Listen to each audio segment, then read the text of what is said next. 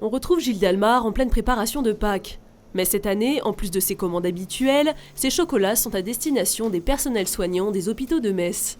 Pour les soignants, on a prévu donc des petits sachets dans lesquels on a mis de la friture et des petits œufs pralinés, chocolat lait, chocolat noir, un assortiment.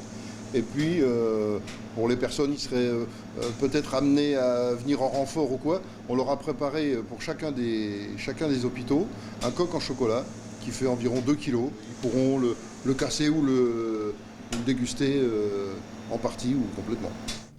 Dès les premiers soupçons d'un confinement possible, Gilles avait arrêté sa production. Et plutôt que de gâcher le chocolat restant, le donner aux soignants, c'était une évidence. Les soignants, c'est vrai qu'ils font en ce moment un travail fantastique puisqu'ils sont sur le pont H24. Il faut les soutenir à la fenêtre, oui, d'accord, c'est bien. Moi, je prends pour principe que quand on se met quelque part, qu'on se pose 5 minutes avec un petit café, je me dis qu'un petit chocolat, ça peut détendre aussi. Donc, on est chocolatier, on est dans la période de Pâques, ils sont confinés dans leurs hôpitaux. Je pense que voilà, faire un petit geste comme ça ne coûte rien. Et je pense que moralement, ça peut apporter beaucoup. Lapin de Pâques d'un jour, il commence sa tournée. Premier arrêt, l'hôpital militaire Le Gouest. Si les soignants sont au front, il est accueilli par le chef de l'hôpital et son adjointe, touchés par l'attention du chocolatier. Le personnel soignant est actuellement en première ligne.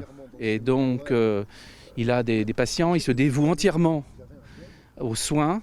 Et je pense que ces petits gestes sont considérés par ce personnel soignant comme de grands gestes, en fait.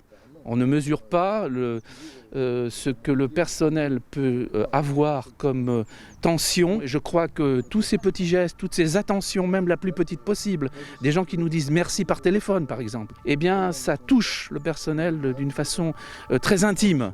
Après le Gouest, ce sera au CHR de Mercy et à la clinique Claude Bernard de recevoir quelques douceurs.